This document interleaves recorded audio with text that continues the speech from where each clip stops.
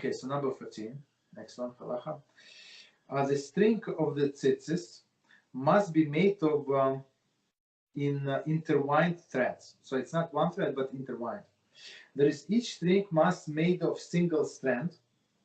There is doubled and twisted to make single string.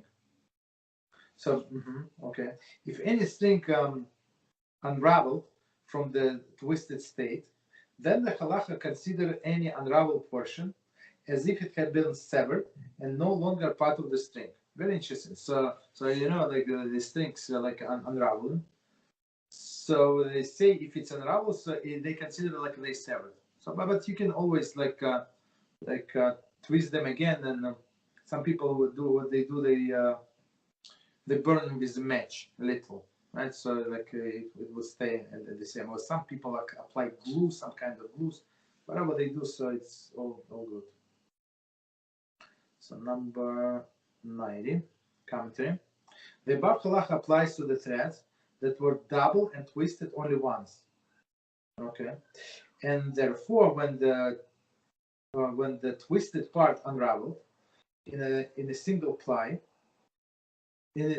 So basically, if it's only double, but in ours it's more than double. I don't know how many threads in there, maybe 8.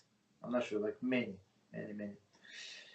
If the threads that were twisted 4 or 8 times, that's what I think, what we have.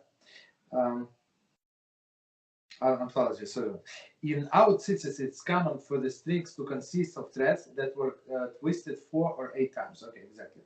Therefore, even if one of the strings unraveled into 2, it would not be considered as cut off.